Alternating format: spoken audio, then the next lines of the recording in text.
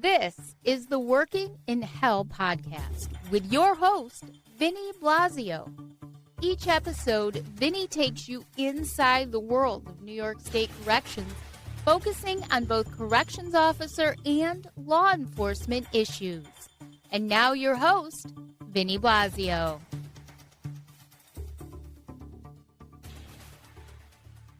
Hey, hello, everyone. This is Vinny Blasio with the Working in Hell podcast.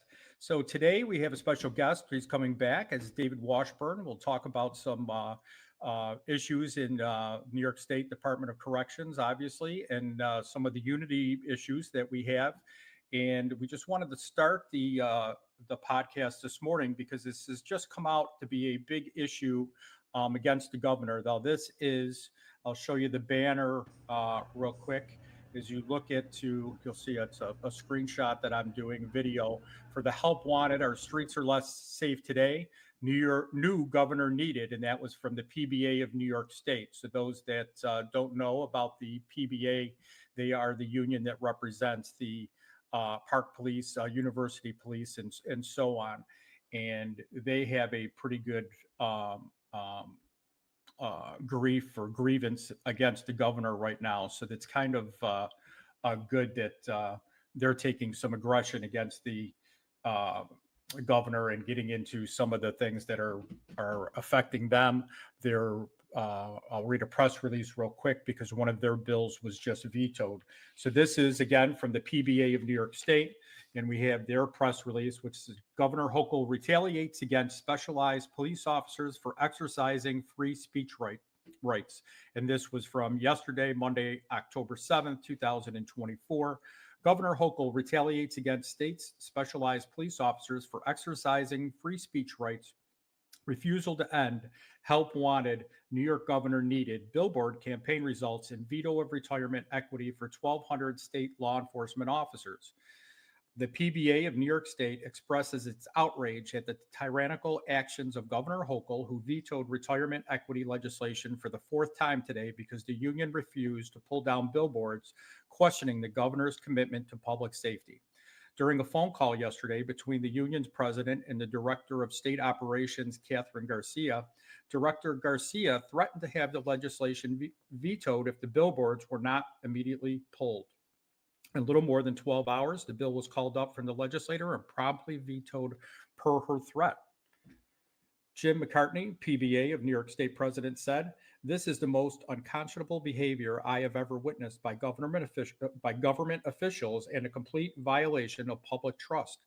Despite our best efforts to support the governor's public safety, environmental, and inclusion agenda, her true colors have finally shown through, and all New Yorkers can see her for the anti-police, anti-labor authoritarian she is." Excuse me, I kind of butchered that. The right of free speech is sacrosanct, especially when it comes to criticizing those who represent and serve us. At a time when there is national discourse of the threat of government censorship, Governor Hochul lashes out in anger with the full weight of her office when anybody criticizes her. It is easy to see why she has an abysmal approval rating, below 30%, in a state that is overwhelmingly Democrat.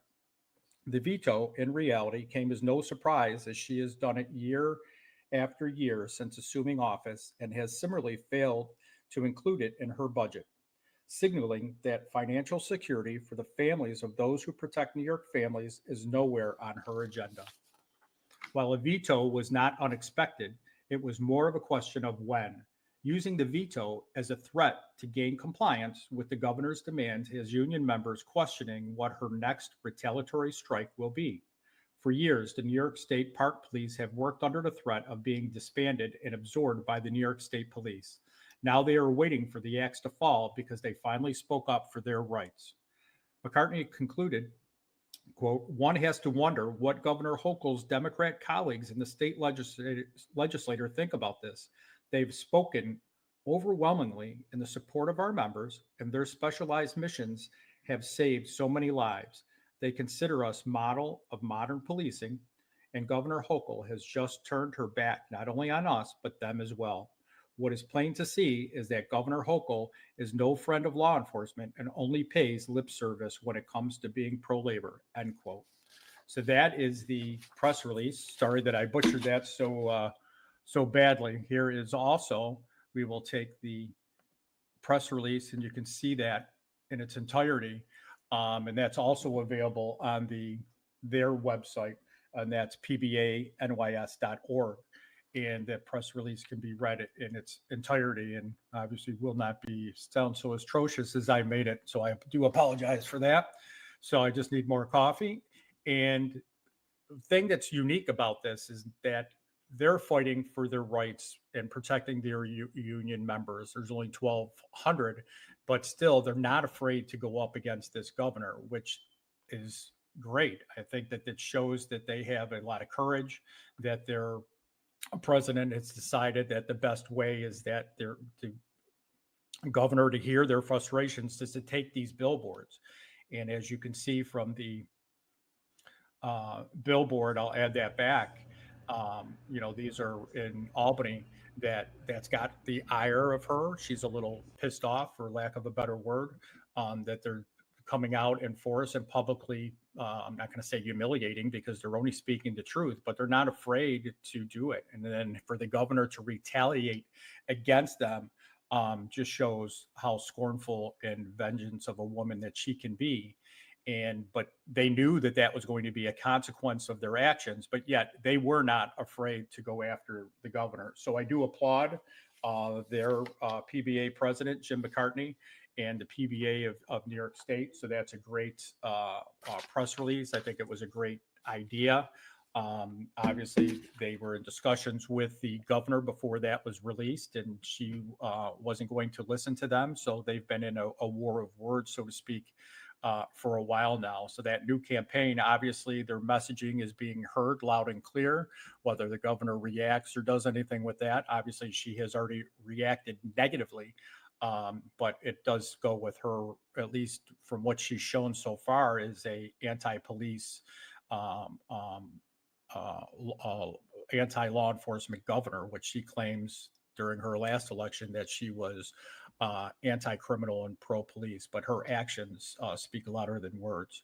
So anyway, moving on, we want to get Dave Washburn up to the screen here. So let me add Dave, and we will.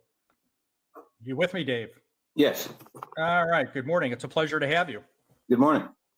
So I don't know, were you able to hear that press release? I don't know if you've seen it, if you were able to hear that while you were in the waiting room. Yes, I heard it and I have seen it.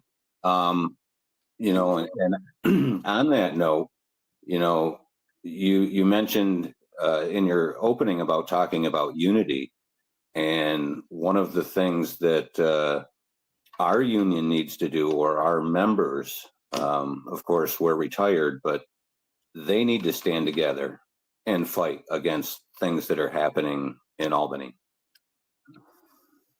Yeah, I mean, that's one of the things that I keep hearing as far as the disenfranchised members, and there's a lot of different topics to be upset about. Most of it is a reaction because of the combination between DOC's policies and the New York State legislators' laws and the way that DOC's implements it, and obviously the working conditions have a lot to play into that. And you and I have many conversations about this and how to get around that, so to speak, is that the way the department is working things is a discredit to the staff, because they're actually instilling division and playing on that, as opposed to trying to uplift the morale and bring people together. So the division, not only do we need to build each other up, it's just that we just don't need to tear down each other.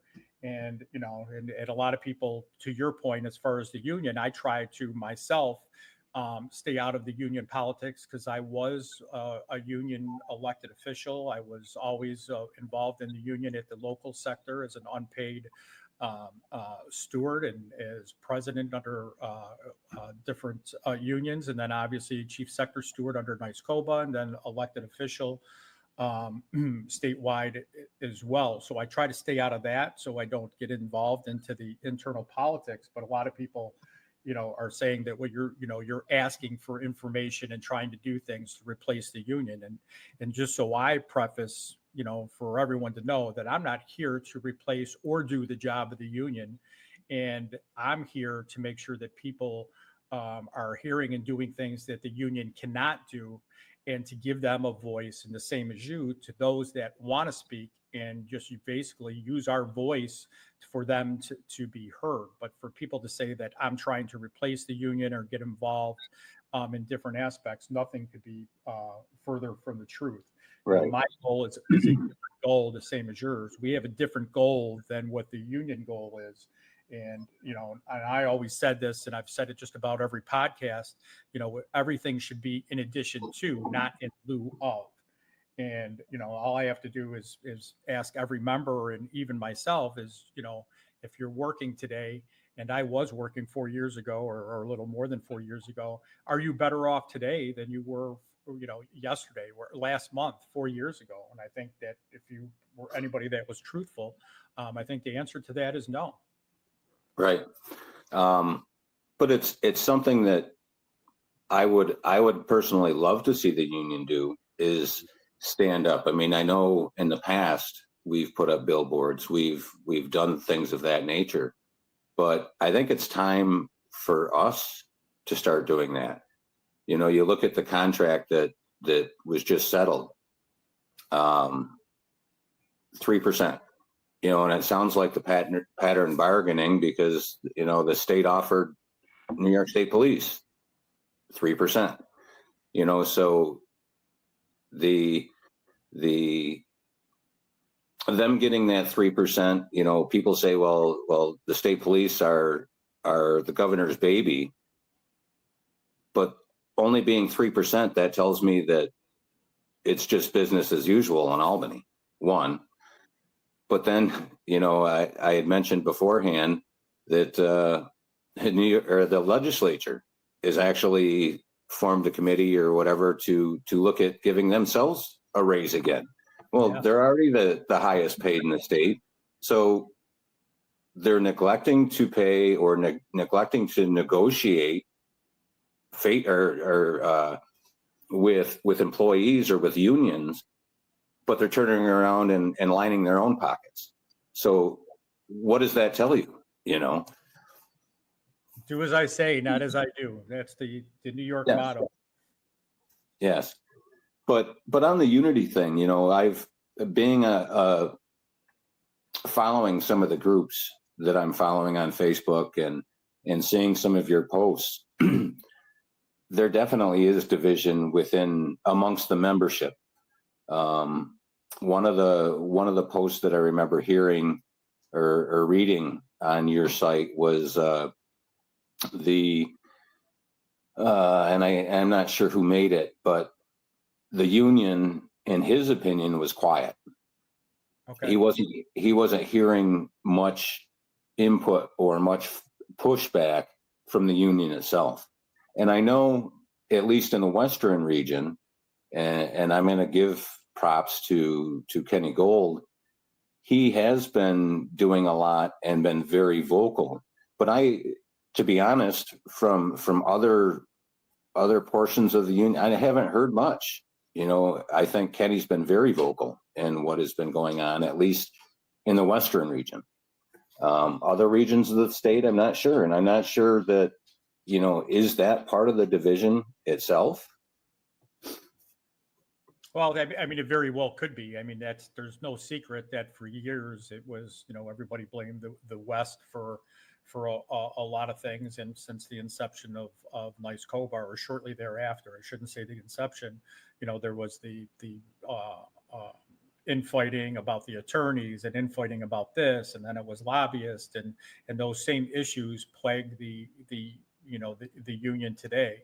Like I said, I don't mind other people taking it. I just, because I was in it, lived it, and I don't want to sling mud, because if you're slinging mud, then obviously you're losing ground. So I try to get it, but I've heard that a lot, that the they just wish they would hear more something or see the union fighting. And their rally, one of the last rallies, I don't know if there has been more. I was in Western New York at the time, so I did go with another retiree, another friend of mine, Eric Lavulis, and we did go to the rally at Sunset Bay. So I saw the effect that it had, and I don't know other than the closures, and I think that was more done by one legislator out Sullivan Way, and I think the other one was done by the families concerning Great Meadow. And obviously, anytime there's a closure, there needs to be something. This has probably been the quietest I've ever heard anybody as far as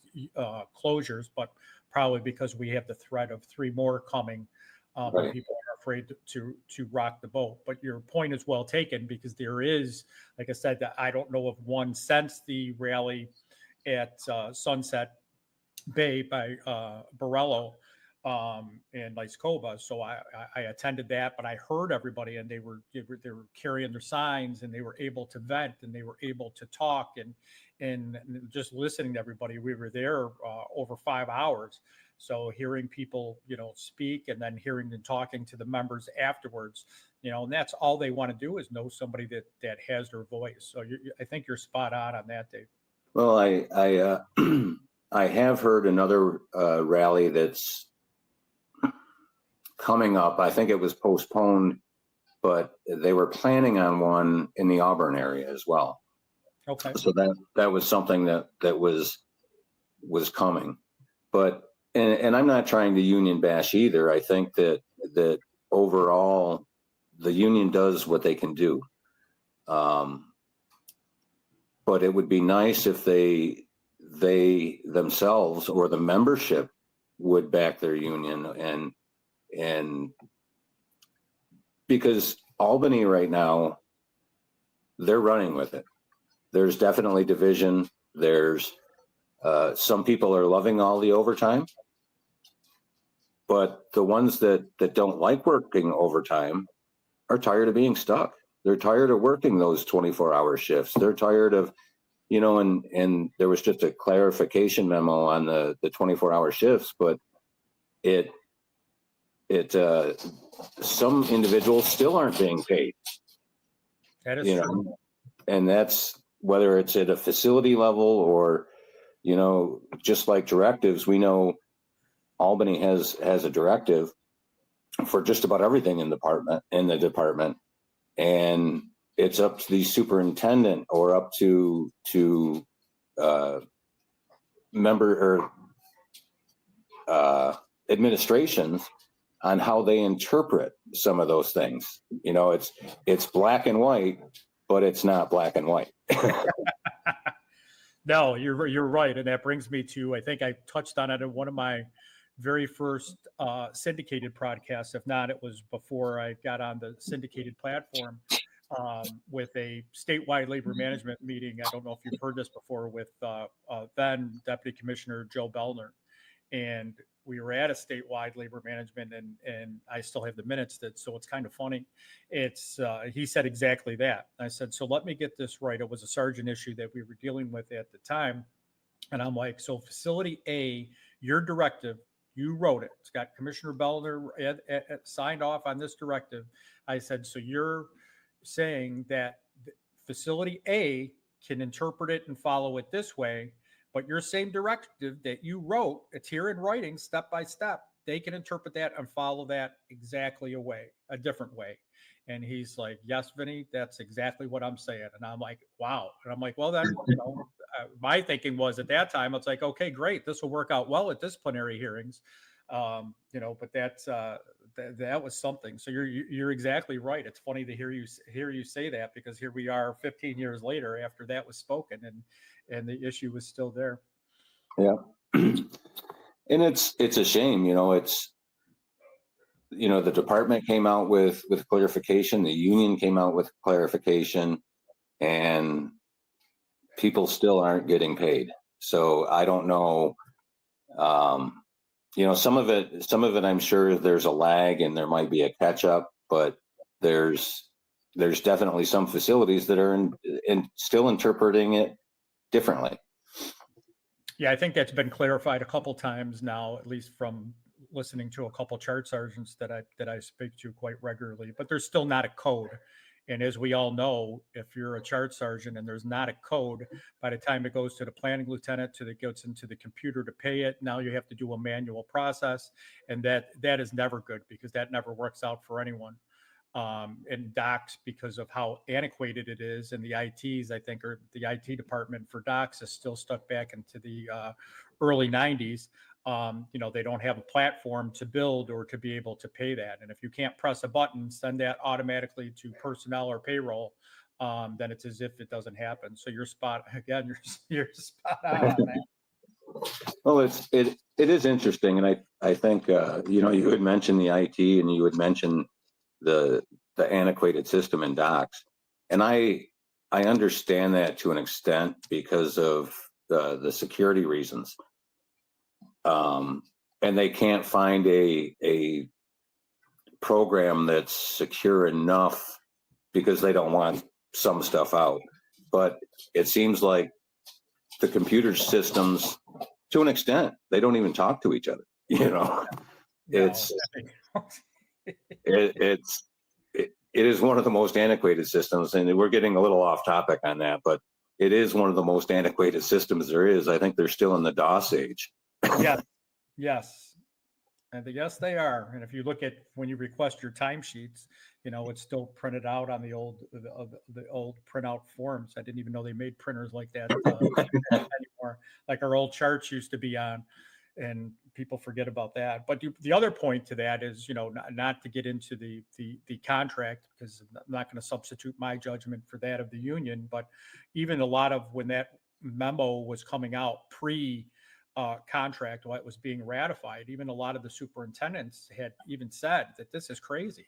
Why would you take that? Because my interpretation of it, meaning not me, the superintendent speaking now, and they're like that, I'm going to be able to give people 24-hour shifts now.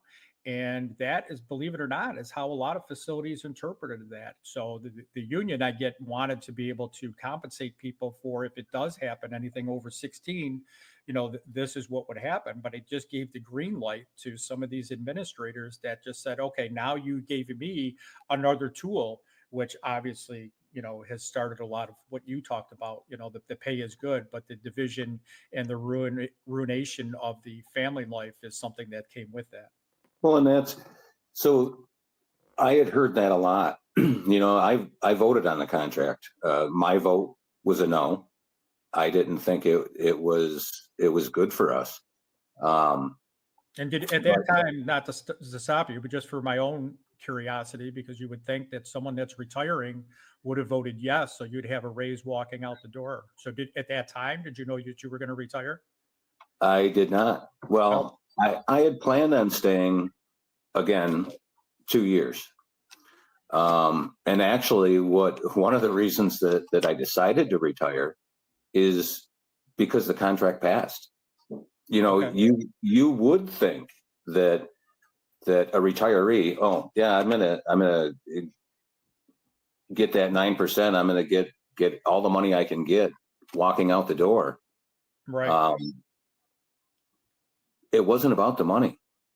Okay. It's about, for me, it's about, again, doing what's right for the younger members, because a lot of people thought, we're going to get this geological pay. We're going to get the pay, and that's never come to fruition like it has with other unions. But what is 3%? 3% hasn't even, so over a 3-year period, it would have been 9%. 9% doesn't even keep up with what the cost of living increase has been in the past couple of years. And then on top of that, your union dues go up, and I'm not trying to bash, they've got to get money somewhere, but your union dues go up, and everything increases because of that. So how much are you actually seeing out of that 3%? And it doesn't, to me, it didn't add up. And then again, going back to that, the 24-hour shifts, it was my thought at the time that Well, yeah, the state's going to look at it because we were short then. The state's going to look at it and say, well, we can mandate these guys now over 16 hours. So Exactly. how much, for me, that wasn't worth it. I'm not saying that we would have seen more money, but even talking to some of the MCs, and I'm not going to put their names out there, but they were surprised. I mean, we were in a position that we could have possibly made change. Yes, are closures coming? Are there threats of other things? Of course, but we dropped the ball on that because we were so short-staffed. We were short-staffed when the union or when the contract was ratified. Right. Why did we vote yes? Because again, the department dangled that little bit of that carrot with a little bit of money, and that was it. We overwhelmingly passed it, and I was surprised, and I think I'm not putting down people that voted for it because we each have to do what we need to do for our own families, but I think that in and of itself shows some of the division. We let the state win, and I don't know if it's fear. I don't know what it is. I think it's a combination of everything. The contract, I'm not going to speak too much on because, other than what people tell me, or like I said, when the superintendents called me and I was speaking with them and we were having phone calls about the 24 hour, anything over 16 or the double time provision, let's say, they were shocked. And obviously I don't know. It's not a contract that I'm affected by. But they have to realize that sooner or later they're going to be in the same boat as you or I. And I do know that, once you retire, it's, not only is inflation affecting me because I can no longer work the overtime, my pension is what it is, and it's locked in for 10 years before you even get a minuscule bit of Right. of a COLA. But, one thing that has happened is my health care from the time that I retired 4 years ago till now, and it's going up again in January, my portion has doubled. So Yep. even though my pension is the same, my pension is getting eaten up by healthcare. Now it's still a defined benefit pension. It's still one of the best that's out there. But all those people that talk about the percentages and exactly to your point with inflation, it's like you have to remember that you not only do you want to keep up with the inflation now or be ahead of it, but when you go to retire, you need that, because if inflation goes up 3 years every year, and 10 years you're retired, that's 1/3 of your pension that's gone now, and that's not even multiplying it year by year if it's 3%, which Right, and over and that. we look at a lot of that, and the past CSCA, NSCOBA so far have settled, and the troopers just got offered what they were offered, the 3%. So essentially the same is what all the other unions were offered. And then I see that headline and it just baffles me. The highest paid legislature, they turn around and they're looking at giving themselves another raise. And it's a part-time job. It's only a part-time job. Yeah. Only in New York. So yeah. It's like I said, that the contract itself, I don't know much on, so I'd kind of leave out of it. But yeah, as far as the legislature giving themselves a raise, and I did just post the tentative for that still has to be ratified yet, and and everybody wants to, and law enforcement I think wants to look at what they got, because they but the pay scale for the longest time was such a difference that a 3% raise to the average trooper that had time on the job or had college, because obviously there's a lot more ways for them to make money besides the overtime factor, was way different than the average salary grade 14. So that's always been a bone of contention. But you're right, you're spot on again with that pattern of the bone. It seemed like everybody was crammed into that. But it brings me back, because there was a lot of information, misinformation, whatever you want to call it, during that contract negotiations. And a lot of people were like, well, take it to arbitration and do this and that. And though I disagree with that anything would have done with arbitration, and in the words of the late Mike Axelrod, who did the arbitrations for the troopers and everyone else back when we first got binding arbitration, he's like, it isn't the end all that everybody thinks that it is. The state is still going to offer you a shit sandwich, and this is going to be that same shit sandwich, only it's going to have a cherry on top. And Right. People kind of lose sight of that. And the process for anybody that's been through it, that's been part of it, especially when when we went from Governor Spitzer, when he gave everybody the 3% and the 4% raise, and Lyskova didn't have it at that time. And then he ended up resigning for client number 9, whatever that was. And they were fighting, and the arbitrator said, I'm not going to give it to you. The arbitration process itself is not a pure process. And for anybody to think that they were going to lay down and say, take it to arbitration, and they were going to get more, I don't believe that. But the point that you made that, really has to resonate with people is, are you happy with your working conditions? Because if you are, and that contract passed, that was my thing, is that basically you're sending a signal to the governor and everybody else that, that you're okay with your working conditions. And if you're not, then that's the time to say that, all right, you want to do a tentative, but, I guess that's what happened with the GOP. I don't know. I'm not going to misspeak. I'm not going to put words of the mouth of Right. the unions that said, we're going to take this for GOP, because I don't know. And I'm not going to get into all that. But it's like, that was your time to say that, no, these are bad. And the working conditions, from what I'm hearing, you were just at the jail the other day, so you would know better than I. I mean, obviously the summertime is over, so people aren't burning as much time and needing the time off. So I'm assuming that, some of the mandates and that, as we get into the fall season and winter, that, it's not going to be as heavily stacked on the mandates. But you would, you're right. Summer is over, and vacations and things of that nature. But we're in Western New York, Vinny, and a lot of us corrections officers, we like to hunt. So there's a lot of guys that are taking, a good portion of the hunting season off, which goes into December now. So, how much does that really affect? And Yeah. I had posted on your site, I did visit, and people, I heard some comments going, well, I would never go back. I would never visit. Well, and I'm not trying to put up a defense, but my fiance still works there. So on this particular day, I happened to drive her to work because I had to go to an appointment in Rochester. And I stopped in and I talked to the planning lieutenant. I talked to the superintendent, for a short time. And, in the planning lieutenant's office was the budget fill level numbers. And I just happened to notice, when I left, we were about 30 officers down.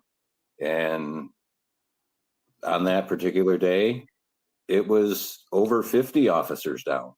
And that was just in a 4 months time period. And I was completely baffled because I've never seen an exodus like that before. And it's not retirements. There's been a couple of retirements, but a lot of them are staff that are taking lateral transfers to other law enforcement agencies because they got a better raise. They got they don't have, even though the other agencies are still struggling with staffing, they don't have the staffing problem that DOCS does. So they're going to get their time off. They're going to get, things of that nature. So there's people just leaving. There's people that aren't even doing the lateral transfers and leaving for other jobs because it's not worth staying. And I think that caught me by surprise when I saw that. And that's why I posted it on your page. I posted it on mine as well. I was taken aback by 20 in 4 months. That's a lot. Yeah, I didn't realize the numbers were that high. I do know that, some people that I've talked to obviously have resigned. Some have retired. I think there was a rash of retirements at one facility that I used to work at, and that's still going on. I think a couple are there on paper anyway until November. But I always thought that a lot of that was just retirements, but I didn't realize that there was such a, you hear about it here and there. Now I knew about it at the closure because obviously they said that, I'm not traveling 100 miles to work. And obviously there's a big difference between, not that any jail should close, but when you look at the proximity of other facilities at Sullivan compared to Great Meadow, there's a vast difference. There's a lot of different facilities, and I don't know how that treated out. Not saying that anyone should close, but there really isn't a facility near Great Meadow. So I think they had a lot of numbers that just did not play well. And I think they had a lot of, like you said, lateral transfers to other agencies, a lot of resignations. I think I talked about it the last two podcasts. Somebody with 19 years on the job just said, see ya. I get it. And the RIF numbers themselves, I mean, with Great Meadow, that it just got proof the other day that, even that, it was purposely done by docs. Now, whether that was done to mislead the public or try to get their resignation or layoff or termination numbers down, I don't know. But they took an employee that did not have enough numbers on their RIF letter. For those that don't know what a RIF letter is, that's reduction in force. And if you don't have enough facilities that are on that list and you don't have the seniority to get there, statewide seniority, state time, then you are laid off in that county. And in this case, there was I got the proof of it just because I wanted to make sure what I was speaking to, not that I have any power to change it, but it's like I want to make sure what I say is factual. And when I looked at the list and when I looked at the letter, and I'm like, from personnel, that was just an amazing, because not only does it affect that person, because you're saying you report to a facility that they never even put down, but now what about the next junior person in line? Where do they go? Because they probably wanted to go to that facility, and I know one that did, and they didn't get there because this person took it up. So, and it has a domino effect. Now, whether that's going to be corrected or not, I know that mistakes have happened, and we're all human. And if a mistake is happening because of human error, that can be forgiven, and as long as it's rectified, no harm, no foul. But in this case, it was done intentionally, and you have to ask yourself, why is that? But that's another thing. So now the next person in line, to get back to our topic of unity, that should have went somewhere, didn't. So who are they mad at? You know what I mean? Right. It's like, and the RIF, every time somebody gets rifted home, let's just say somebody from Great Meadow, I don't know this to be a fact, I'm just using it as an example, somebody that, riffed out of Great Meadow was out west, let's just say, and they wanted to go to we'll use Wendy, because I think Wendy has over 200 or better people wanting to transfer in. Now all of a sudden you have super seniority, you bypass all those people. It's civil service law. It's not part of a union contract, so it's not negotiated as far as that portion of it. Civil service law, that's how it's done. And but people get upset. You got to Wendy, years ahead of what I did, and that causes division. And like you started your talking points right at the beginning, the state wins because you stoked the division. Not anything that the employees did, not anything the union did, not anything that even the local management did, but that's another thing that plays right into the division.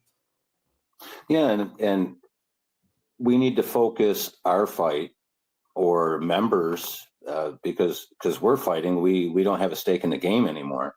But to get any kind of change, the membership has to stay together, has to focus their fight on where it really belongs, not on each other with Albany, with either the department or the state. And I'm not sure quite how to do that. I'm not sure, other than us stating, look, guys, you got to stay together. I know, we don't ever agree on everything. But it's important to focus our energy is a membership where it belongs. not on each other, back to the state. Yeah, and that's, I think, there's still a lot that's going on. I mean, obviously, we've always done a lot. I know that the different regions do a lot of things in the community to build the community up, and one of the things is you got to build each other up as well. And just like you said, if you're fighting each other, then who wins? And right now, the only way that you're going to change what's going on is you got to have everybody in your corner. You got to have each other. You got to have their backs. And let's be honest, I think I put this out the other day, and not to get into the anger and pound your fist on the table, but who's got your back? I mean, Albany isn't there. The administrator is at a local facility. If an incident comes up, some show up or some tell you to go work at McDonald's, but they're not the ones that are there. They're not the ones that are dealing and literally, and I mean this literally, dealing with the shit. And it's like, so if something bad happens, and it's, we keep saying it, and I don't want it to come to fruition. I don't want to be the one that said, I told you so, but with the policies, the inmates being as emboldened as there is, it's going to happen.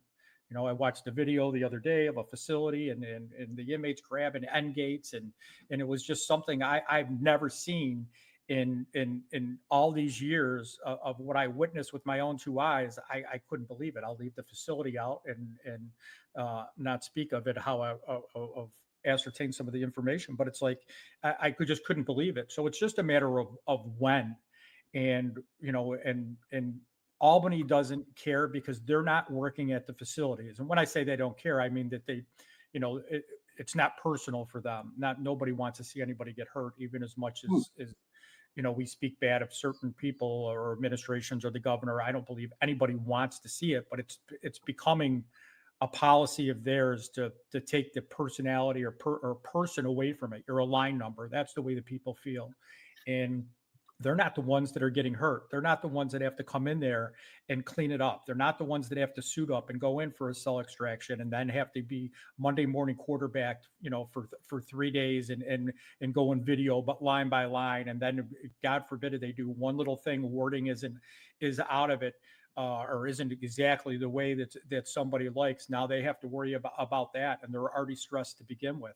It blows my mind, but that's a different subject. But the mentality of it is that at the end of the day, the officers only have each other. They have supervisors, or some good, some bad, just like there's good and bad in anything. But at the end of the day, it's not Albany coming in to save the day. It's not the governor coming in to save the day. It's each other. Well, and that's it, and I'm going to say something, and it might really piss some people off, but just recently at little old Groovy Land, we always called it Groovy Land because nothing ever happened. There was a cache of weapons, and you had made a statement that one of these days it's going to happen. There was a cache of weapons found outside of the school building, where now the school building, mainly civilians. There's 4 officers that cover the school building, one on each floor essentially. And it's mainly teachers, counselors, things of that nature. There was a cache of weapons found right outside that building. So what does that tell me, being retired? And this is since I've retired. That tells me that maybe they were looking at doing something in that building. And I know at one point the superintendent had asked Albany, can we shut this place down? And the answer was no. So they did area frisks, but they didn't shut the facility down to do a facility-wide frisk. A similar thing had happened, back just before the Clinton escape. Superintendent Reset had asked to do a facility-wide frisk, and the answer was no.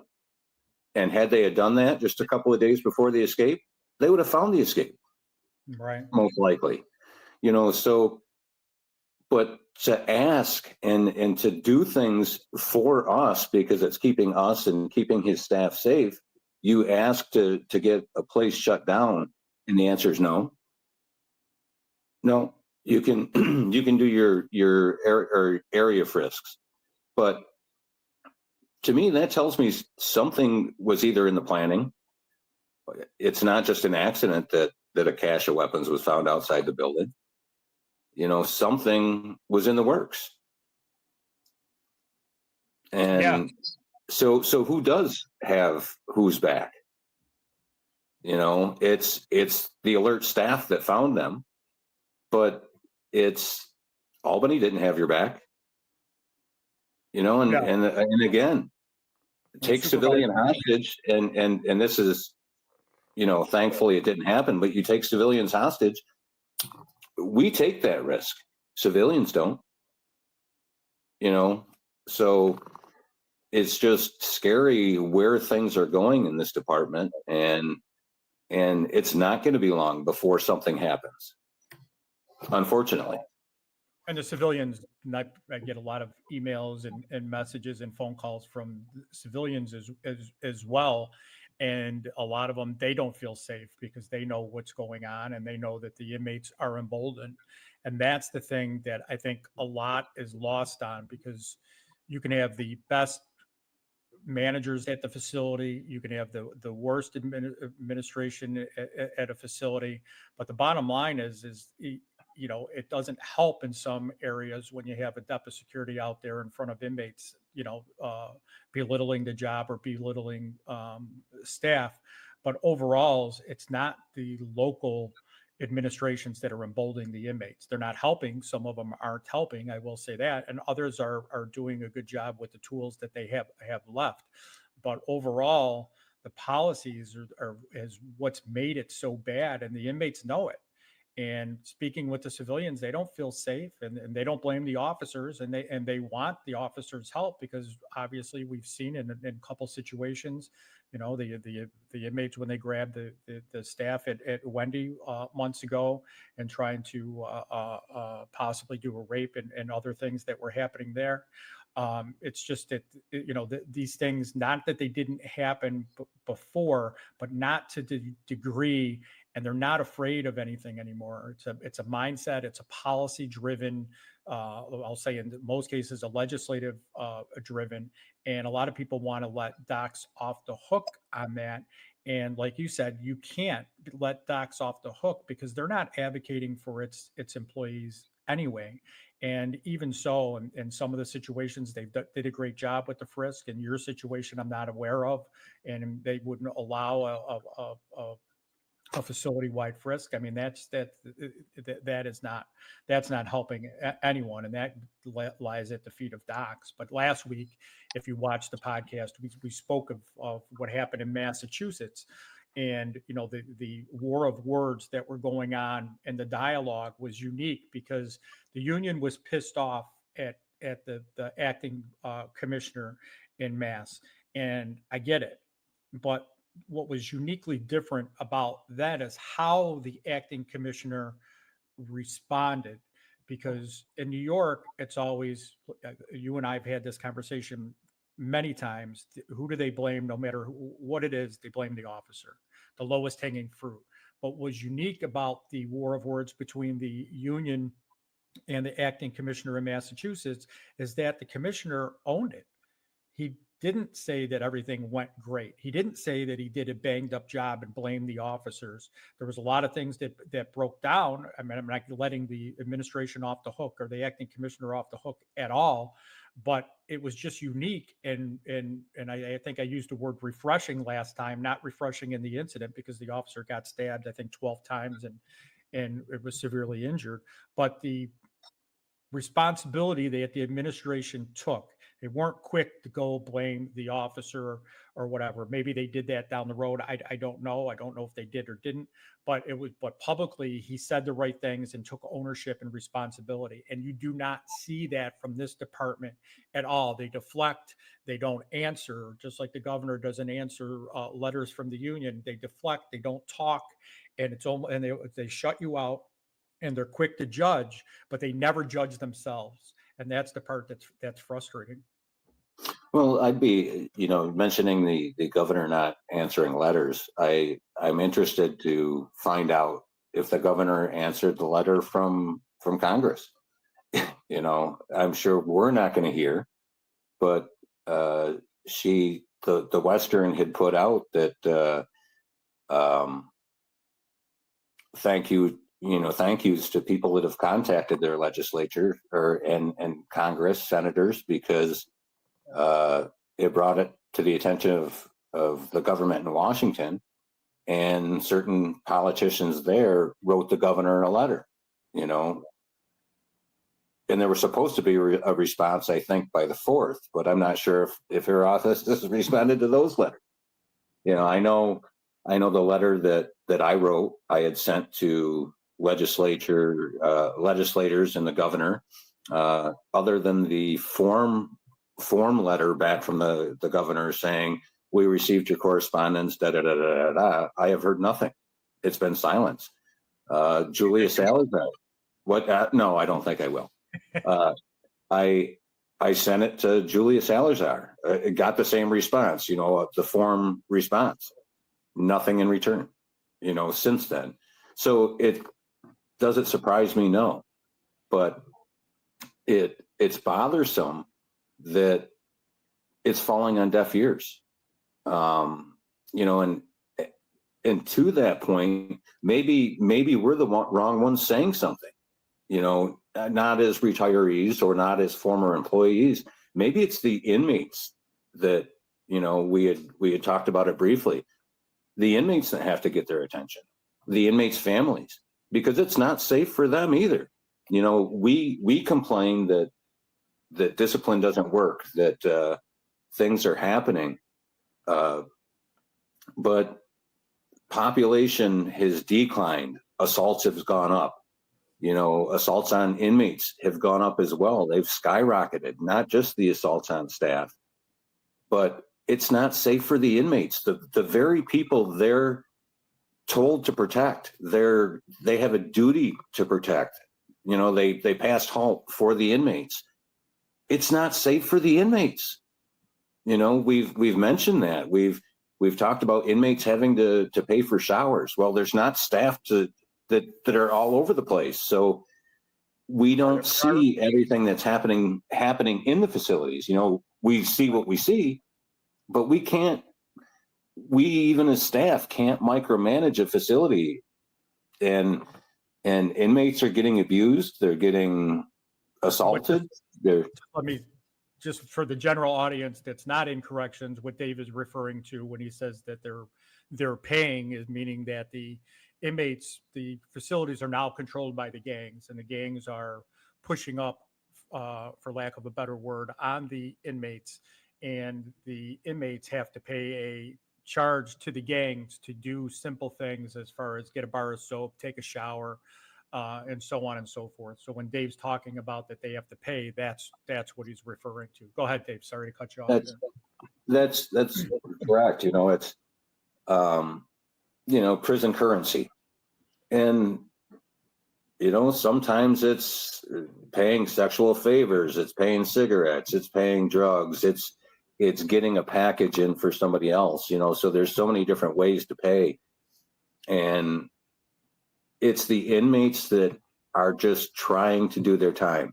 Yeah, there's inmates that are there for a reason, but there's some inmates that are just trying to do their time that are being taken advantage of, being abused, and it's those inmates that sometimes I think they need to get the word out. Their families need to get the word out, because apparently it's the inmates that the legislators care about. Julia Salazar's visit to Attica and to Wendy, she didn't talk to staff. She talked to the ILC committee.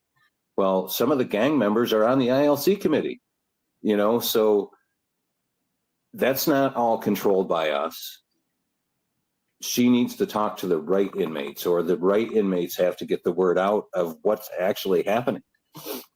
And just like staff, I mean, staff, that's why we end up doing the talking for those that are still working, because if they say something, they get disciplined for or get a warning to stay off social media, et cetera, et cetera. And the inmates, the same thing. They're afraid to speak out, because if they speak out, they know that there's no penalties. So the gang leaders that are the ones pushing up on them are just going to make things even worse. And just Right. why we have it on the screen, before I take it off and we go back on, you can see, to your point, for the 2024 year-to-date totals, and this was obviously as of October 1st, so we still have all of October, November, and December left. So we have one full quarter for the assaults on, they call it assaults on incarcerated individuals, inmate on inmate assaults for all of 2023, and that was a record. And that was 2,107 incidents. And already of October 1st, or as of October 1st, I'll say, and these are Doc's numbers, they're not mine. You can find this right on Doc's webpage. As you can see, that's their letterhead, and that's their fact sheet, and that's the heading when you go to research and reports. It's right on their Doc's fact sheet.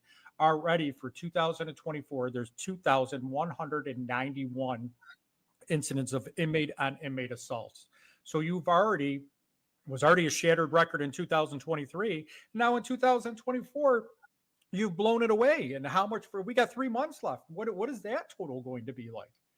Right. I just can't wrap my head around that. Like you said, it's like not even the officers, and the officers too, as you look. I think I misspoke last week because I transposed the numbers. I said that we matched the total of 2023 for inmate on officers or staff assaults. And, all of 2023, it's 1,671. And I said that we were at the same. So we're slightly below. And this is a 2024 again for October 1st at 1,617. So we're just, 60, less than 60 assaults a difference, which we'll be sure to match if it hasn't already by the end of this month. So I mean, the records are just mind blowing. But even if you're not listening to the staff, that just blows me away that you're taking these inmate and everybody's okay with it. And I said this last week, I said it the week before, and I'll say it again. And you said it, is that, if you're not listening, these numbers, the inmates themselves, it's not safe for. So the exact policy, like you said, HALT, was derivative to make it out of solitary confinement, which never existed to begin with. But now you're trying to make it a happier place in a correctional facility, and these numbers are proving that you're doing just the opposite. I just can't understand that. And it's not doing just the opposite, but I briefly mentioned before we came on, and I know the union has put it out there a few times, but the inmate population is drastically lower than what it was, back in 2000, early 2000s. It's drastically lower. Right. And back in that time, the assaults on staff weren't what they are now. We are at a record pace with a much smaller inmate population. What does that tell us? You would think that the smaller population, there'd be a lot less assaults. Well, there's more with a smaller population. Not only are they more violent inmates, but it tells us HALT's not working. The inmates know that there's no discipline for what happens. And I was never one to, I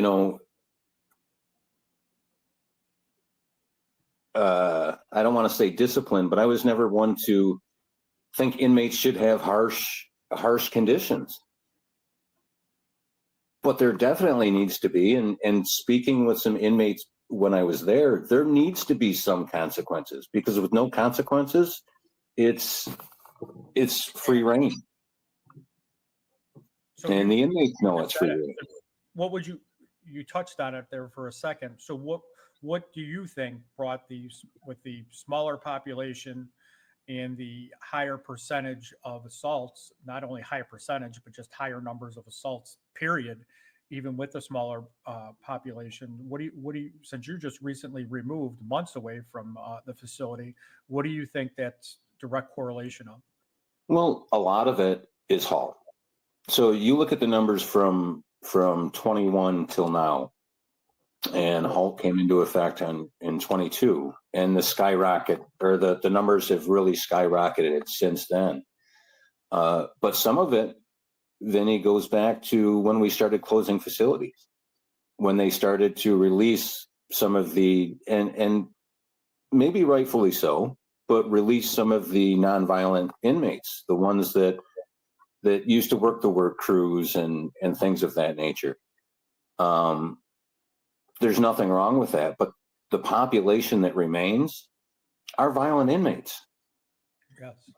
The majority, and I won't say everyone, but the majority are violent inmates.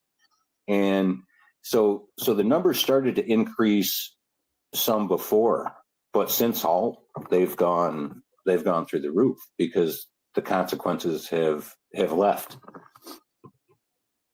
So what do you think is the answer, going back to the original theme of the podcast as far as unity is going? So what do people do when nobody's listening? The frustration has to mount. So what do you do as an officer when nobody is listening to you? Well, it's to me, that answer is actually scary. It's scary. Because I know, one, there are officers that aren't writing tickets. They're not writing misbehavior reports. Not writing a misbehavior report, I don't think, is the answer, because that's part of how we get the reporting on these numbers.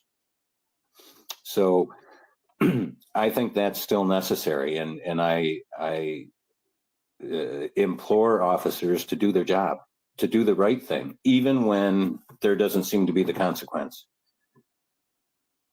Because sometimes there's consequences that aren't shown. You could take somebody's good time just because of a misbehavior report. No, they might not go to the SHU, but you might take people's good time. The reason I said I was scared, Vinny, there's two reasons. A strike, and I'm not saying that they don't have the right, but in a case like that, what's going to happen? People are really going to lose. You're going to get your point across, but there'll be some that lose. And I don't think, quite honestly, I don't think there's the unity for that yet. The other thing that scares me is, okay, so if officers aren't writing their misbehavior reports, what are some of the only things inmates listen to or don't listen to? Are staff going to become more violent? Is it going to be a retribution? And that's not right necessarily. I mean, you have to take care of it. You have to use force when you need to use force, but it shouldn't go from having a tier 3 disciplinary to always having to, because no one's listening, do it in a tier 4 manner. I know you understand what I'm saying. But sometimes that's the only way to get your point across when there's no other way to do it. But I think staff still need to do it the right way and report those numbers, report the inmate misbehavior, so we have an accurate record. Albany always says that we're not doing halt the way we're supposed to. Well, continue to do our job. I don't want to see us not do our job, because that's how people really get hurt. Yeah, and that's one of the important things, is everybody's health and safety, and people lose sight of that, not meaning the officers, because they deal with it on a daily basis. But the biggest complaint that I have is, what do we do when nobody listens? and Docs isn't listening. I know that, like I said, there was the motion I saw somebody had sent to me, and on one of the other sites was a no confidence vote in the commissioner, which I fully support. There was the petition out there. That's what I originally thought the person was talking about, not realizing there was something union wise that was out there. But obviously the commissioner's not listening. So how could you have confidence in this commissioner? And even today, I don't know if you saw the article that I posted from the Albany Times Union. That came out today, basically saying that they made an agreement with Nightclue to release the officers' disciplinary records. And that law was changed. I don't know the nuances of the law. And, I guess Docs was fighting that for the longest time, which that kudos to that. But the way it always worked in the past was when something like that was coming out, Docs would always call the union and say 24 or a week ahead of time, this is coming out. We've made an agreement, let your members know to temper down everything and give them as a courtesy, as a heads up. But by reading the paper today, the Albany Times Union, the Correction Officers Union came out and said we didn't get any heads up and how bad Docs treated them. It's like, if you're continuously getting disrespected by Docs, why are you carrying their water, and why are you actually advocating for an agency that doesn't support you? So I don't see why anybody would vote no on or sign that petition for a vote of no confidence against the commissioner, because he's definitely leading you in a bad direction. And your other point, as far as the members wanting to take matters in their own hands, that's never a good idea. As I said before, when they came out with the strike notice and everything else, that puts people in harm's way. That I don't believe that that's the answer. There's not unity for it. But, there has to be something that has to be done, because if the members aren't being heard, and I get a lot of messages, and I'm sure you talk to people, you were just at a facility, so you probably hear direct and more than I do, and the agency isn't having your back and they're not helping you, and the governor isn't meeting I think you mentioned, I didn't know about the October 4th. You said there was an October 4th deadline, right? Yes, I think that was what was in the letter. And then there was an October, right. But so I don't know that he responded. Right. And the governor is not listening. And now I've never seen before, at least during my tenure, I don't remember Congress writing to the governor of New York saying how bad the conditions are within the Department of Corrections, help them. I don't remember a time ever seeing that. So all these people have gotten the attention of the governor. You have another union that's saying that you're anti-union, you're anti-police. So they're waiving their own awareness. And, at least their members are seeing that, hey, somebody's fighting for us. And you're not hearing anything back. Like I said, that it just blows my mind. Congress, a letter to Congress, whether obviously she's a Democrat, I would think those were Republicans that sent it. So she probably is like, wipe your ass with that. I don't care. Not the way to really look at it. But, if somebody's bringing a problem to your attention, you would think that at least let me investigate. But the silence is deafening. So, right. The frustration that you talk about, it's like, that's all I hear day in and day out. And I'm not sure what's going to happen. And I hate to say this because it's one of the things that we all fear. But I hear this over and over and over again too, is one of these days, somebody's going to get killed. We're going to lose a facility. We're going to have another riot. We're going to have another Attica. And it might not be a max. It could be a medium. I mean, mediums would be easier really to take over.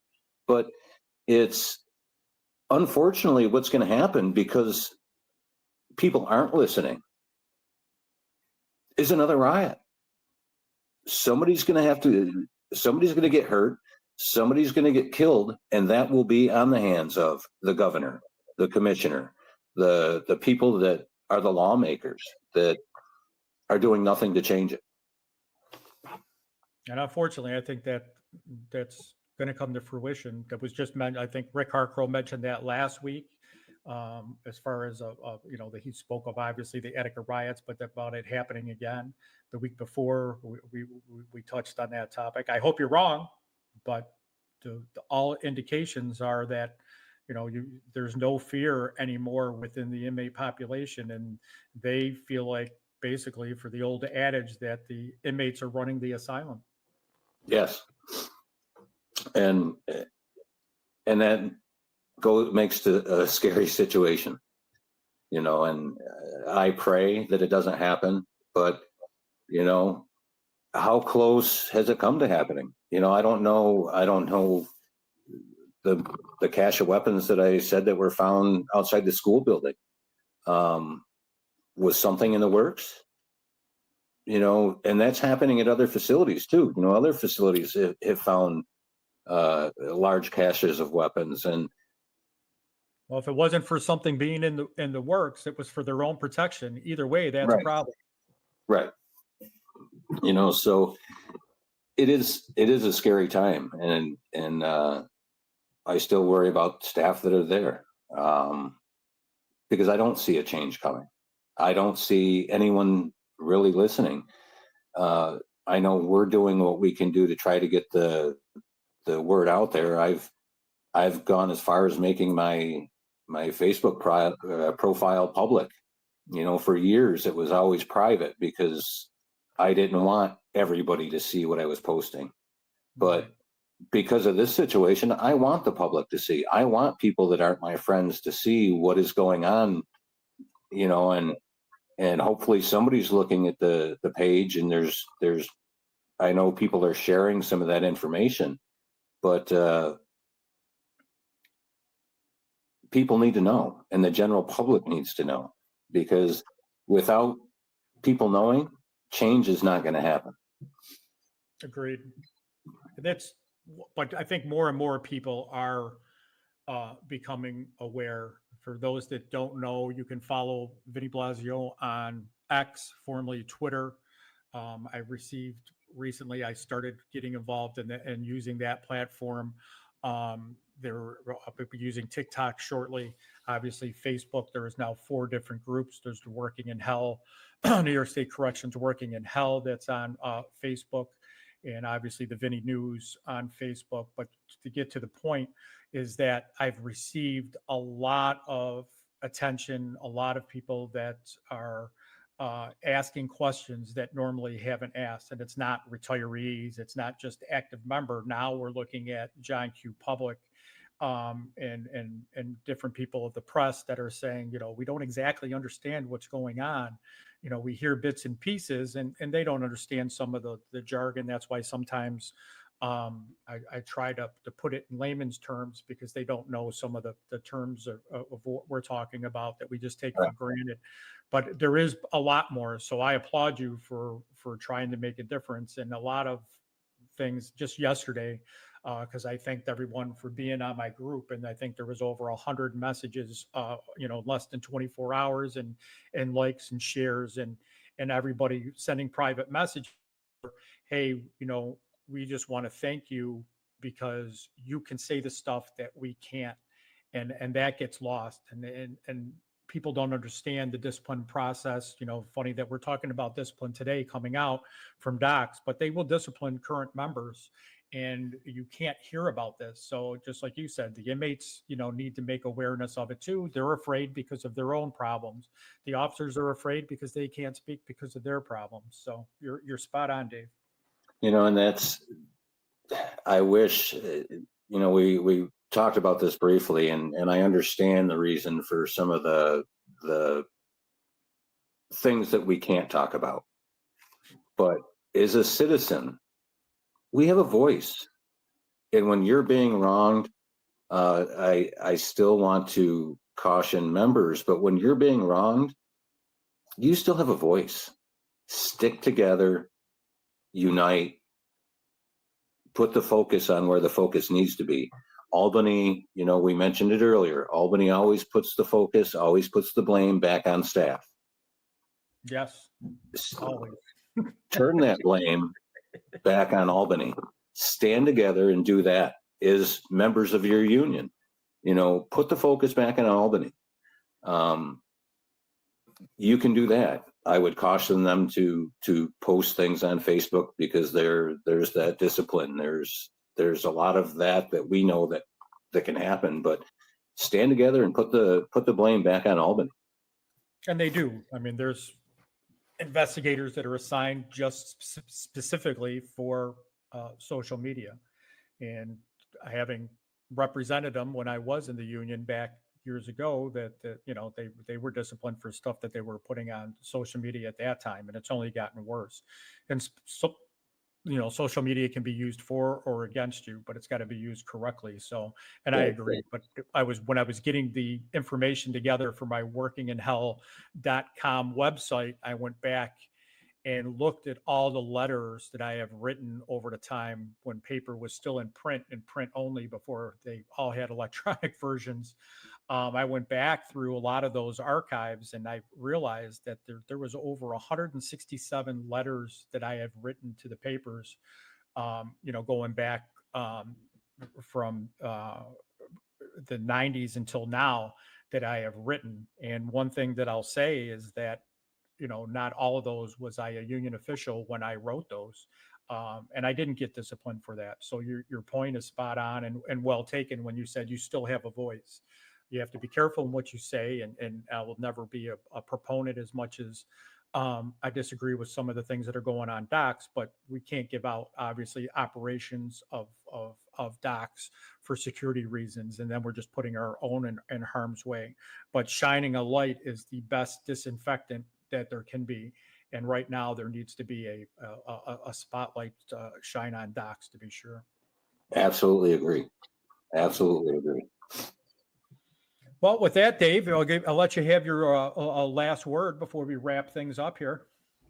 Well, again, I keep staff in my prayers, because unfortunately, I think things are going in the wrong direction. And, we had mentioned it just earlier that unfortunately, it's probably going to take something drastic for a change. And I pray that is not the case. But stick together, and I don't want to take Vinny's fire, but stay on the same page. He always says, careful how you treat others, because you don't know what they've gone through, and you all are going through hell right now. So take heed to what he says when he closes his podcast. Yeah, and on that subject, just because there's been a rash of different things, I'll just put the banner on the bottom for those that don't know. We have the Western New York Law Enforcement Helpline. They are not the only ones. We're trying to get them to join the podcast next week. But for anyone that knows that needs help, after listening to the Bowerly podcast that was here in Buffalo, New York, it seemed like a lot of people were reaching out for some help. It's never a bad thing to ask for help. So this group is a phone call away.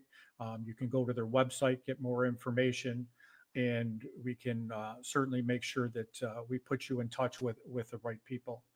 And more than anything else, we want to make sure that you're safe, not only physically inside the facilities, but when you go home to your families as well, both physically and mentally. And the thing that I always end the podcast with is be careful what you say. You do not know what the person you're sitting next to is going through. So we always want to treat each other with respect, and we want to make sure that above and beyond that we have each other's back. Anything else, Dave? No, that is it. All right. Well, I want to thank you for spending over an hour and 20 minutes with us, just about.